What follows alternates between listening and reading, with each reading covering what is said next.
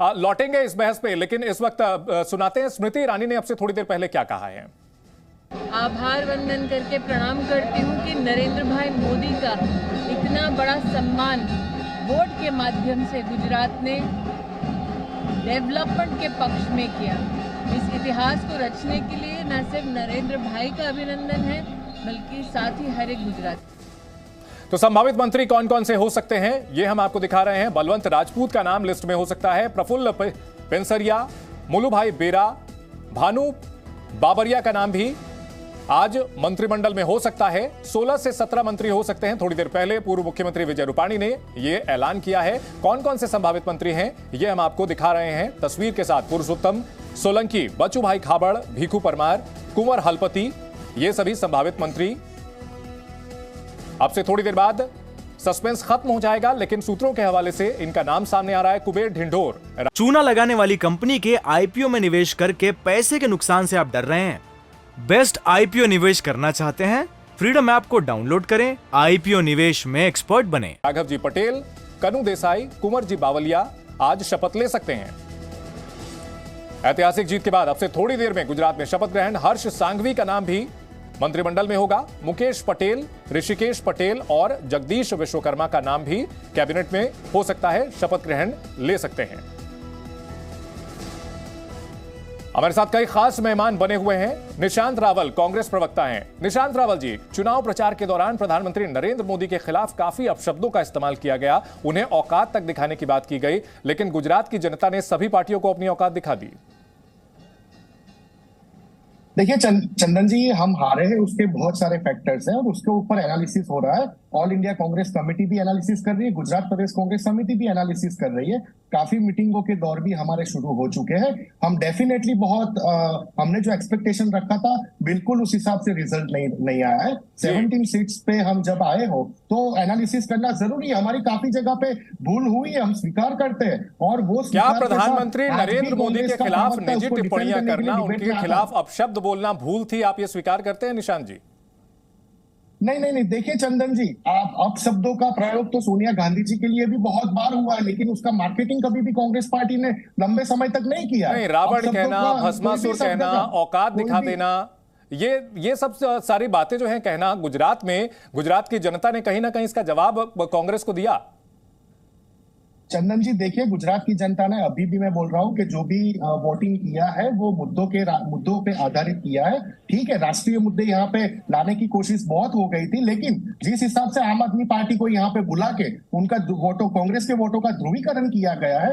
हम 40 से ज्यादा ऐसी आम आदमी पार्टी ने थोड़ी देर पहले, निशांत रावल जी, आम आदमी पार्टी ने थोड़ी देर पहले जवाब दिया इस पर। अनुराग ढांडा जी ने कहा कि 27 साल से तो आम आदमी पार्टी नहीं थी। हाँ, 27 साल से नहीं थी।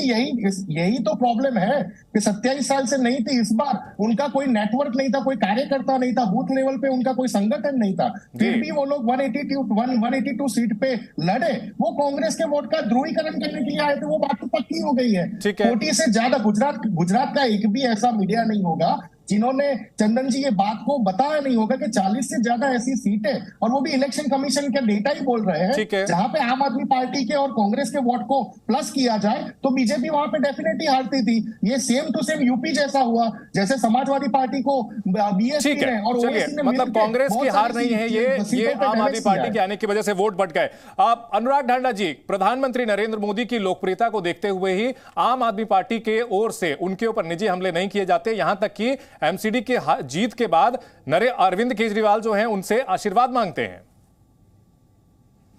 नहीं, देखिए, बात है कि अभी कांग्रेस पार्टी के प्रवक्ता कह रहे थे कि 40 सीटों पे अगर आम आदमी पार्टी वोट जुड़ जाता उनके साथ तो ये हो जाता, तो क्या सरकार बना लेती कांग्रेस पार्टी अगर ऐसा होता तो मुझे लगता है कि ये बहुत इलॉजिकल तर्क कांग्रेस की तरफ से है। और जब भी कोई नई पार्टी कहीं उभरने का प्रयास करती है तो कांग्रेस इस तरीके के तर्क देती है, क्योंकि वो खुद कमजोर होती जा रही है पूरे देश में। अब से 2 मिनट पहले एक चर्चा हो रही थी कि क्या भारतीय जनता पार्टी और मोदी जी का कद जो है वो पूरे देश में और ज्यादा बढ़ रहा है, वो क्या और ज्यादा प्रचारित हो रहा है? मुझे नहीं लगता है। मुझे लगता है कि धीरे धीरे भारतीय जनता पार्टी सिमटती जा रही है, और इस चुनाव में भी अगर आप देखें तो सिर्फ गुजरात तक सिमट करके रह गई है भारतीय जनता पार्टी। वहां पर बहुत अच्छा मैंडेट मिला है, उस जनता का मैंडेट है, उसको हम स्वीकार करते हैं। लेकिन आप बाकी दोनों प्रदेश में देखिए, भारतीय जनता पार्टी हारी है। तो मुझे लगता है कि अब सिमटती जा रही है भारतीय जनता पार्टी। और दोनों जगह पे भी अगर आप देखें, दिल्ली में अगर आप देखें तो मोदी जी के बड़े बड़े पोस्टर लगाए जाते थे, यहाँ पर भी मोदी के नाम पे ही चुनाव लड़े थे भारतीय जनता पार्टी, लेकिन यहाँ पर हार गई। गुजरात में अच्छा मैंडेट मिला है, अब इनका काम है कि ये गुजरात में काम करें और जो करके एक बार फिर वोट मांग के आए। अगर इस बार वो वादे पूरे नहीं हुए तो इस बार आम आदमी पार्टी की पूरी नजर इनके ऊपर रहेगी, एक एक मुद्दे पर। राकेश जी, जो सवाल मैंने थोड़ी देर पहले उठाया था वही सवाल फिर से ये घूम करके आपके पास आ रहा है कि लोकल लीडरशिप अगर नहीं होती है, लोकल मुद्दों को अगर मजबूती से उठाने के लिए संगठन वहां पर पूरी तरह से सक्रिय नहीं होता है, तो प्रधानमंत्री मोदी का जादू भी हर जगह नहीं चल सकता। नहीं, मैं इस बात से बिल्कुल सहमत नहीं हूं। भारतीय जनता पार्टी आज पूरी पैन इंडिया मजबूत हुई है। आप एमसीडी के इलेक्शन पर जो बार बार फूले जा रहे हैं आम आदमी पार्टी के लोग, वो ये ध्यान रखें कि 2020 के विधानसभा चुनाव के मुकाबले आम आदमी पार्टी के वोट परसेंटेज गिरे हैं और भारतीय जनता पार्टी के 3% वोट वहां एनसीडी में पराजय के बावजूद बढ़े हैं। इस बात को वो इग्नोर करना चाहते हैं। यानी जन समर्थन भारतीय जनता पार्टी के पास दिल्ली में बढ़ा है, कम नहीं हुआ है। और इसी तरह से हिमाचल प्रदेश में केवल 10.9% वोट कांग्रेस पार्टी ने ज्यादा प्राप्त किए हैं। भारतीय जनता पार्टी ने, जो अब तक का रिवाज रहता था कि जो सत्ताधारी दल होता है उसको पूरी तरह आउटराइटली खारिज कर दिया जाता है, जनता उसको खारिज कर देती है। हिमाचल में जनता ने भाजपा को खारिज नहीं किया है, बल्कि भारतीय जनता पार्टी और कांग्रेस के बीच में महज 0.9। कांग्रेस प्रवक्ता इस पर जवाब देंगे। निशांत रावल जी।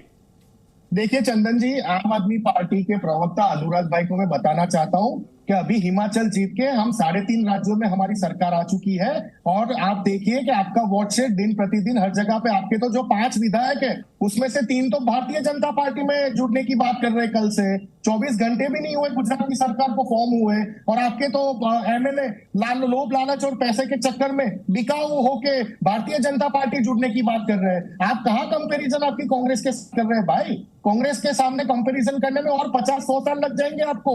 कांग्रेस जो है वो विचारधारा की पार्टी है और हमारी सीधी लड़ाई भारत देश में भारतीय जनता पार्टी के साथ है। आप तो लोकपाल के ऊपर आए थे ना, क्या हुआ? लोकपाल बना क्या?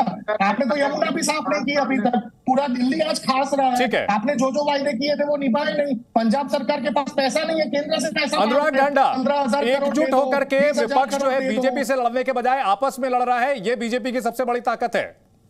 आप लोग वोट काट रहे हैं। ऑफिस के बाहर लगा होता है, हम बिकाऊ हैं, खरीद लीजिए। 175 कांग्रेस विधायक बिके हैं पिछले 5-6 साल में। अच्छा, नाम बताएंगे? 175 के नाम बताएंगे क्या सर? बताओ कहां से? तो मैं बोल सकता हूँ, हवा बात है। पिछली बार गुजरात के अलावा अनुराग भाई 2 राज्यों के अलावा निशांत रावल जी, 2 बड़े नेताओं के नाम तो मैं बता सकता हूं, हार्दिक पटेल और अल्पेश ठाकुर। पिछली बार आपके साथ थे, इस बार गुजरात में बीजेपी के पक्ष में लड़े। चंदन भाई मैं 175 की बात कर रहा हूँ। ठीक है, वो गूगल किया जा सकता है। तो प्रदीप कौशल जी इस पर कुछ कहना चाहते हैं? प्रदीप कौशल जी। देखिए, अल्पेश ठाकुर जी का आपने उल्लेख किया। उन्होंने ऐसा कहा कि कांग्रेस ने पिछले 27 बरस में कोई आंदोलन नहीं किया। जो आंदोलन और लोगों ने खड़ा किया उसी के पीछे आकर के खड़े हो गए। तो ये दोनों के दोनों नेता तो कांग्रेस के पास थे, क्यों ये छोड़ करके चले गए? जी, हार्दिक पटेल तो प्रदेश के कार्यकारी अध्यक्ष थे, तो उनको ये क्या फ्रस्ट्रेशन हुआ, क्यों छोड़ करके चले गए? ठीक है राकेश त्रिपाठी जी, जहां विपक्ष बिखरा हुआ होता है वहां आप लोगों को बड़ा फायदा होता है। उत्तर प्रदेश में भी जब मायावती, अखिलेश यादव सब अलग अलग लड़े कांग्रेस, तो बीजेपी को फायदा हुआ।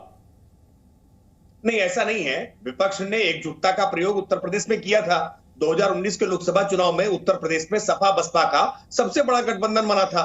बावजूद उसके भारतीय जनता पार्टी ने 64 सीटें उत्तर प्रदेश के लोकसभा चुनाव में जीत के दिखाए हैं। देखिए, भारतीय जनता पार्टी विपक्ष की रणनीति क्या है इस बात की परवाह किए बिना नरेंद्र मोदी जी के नेतृत्व में भारतीय जनता पार्टी का बड़ा संगठन प्री प्लानिंग और डिटेल प्लानिंग के साथ, पूरे परिश्रम के साथ हम राष्ट्रीय विचारों को लेकर के जनता के बीच में जाते हैं और जनता ने भारतीय जनता पार्टी के विचारधारा पर भरोसा करके भारतीय जनता पार्टी के प्रत्याशियों का आशीर्वाद दिया है और इसलिए राज्य दर राज्य भारतीय जनता पार्टी की परफॉर्मेंस बेहतर हुई। ठीक है, अब अगर बात की जाए निशांत जी, गुजरात में बीजेपी को 52.5% वोट मिले हैं। अगर आपको 40% मिल भी गए होते तो सरकार बनना तो असंभव था। दूसरी बात कि 2017 में आपकी पार्टी का परफॉर्मेंस अच्छा रहा, लेकिन उसके बाद मेहनत क्यों नहीं की गई? राहुल गांधी नजर नहीं आए, बाकी का संगठन भी कौन सा जमीनी स्तर पर जो है आप लोगों का अभियान चल रहा था वो तो नहीं दिखा, जबकि बीजेपी काफी आक्रामक तरीके से प्रचार कर रही थी।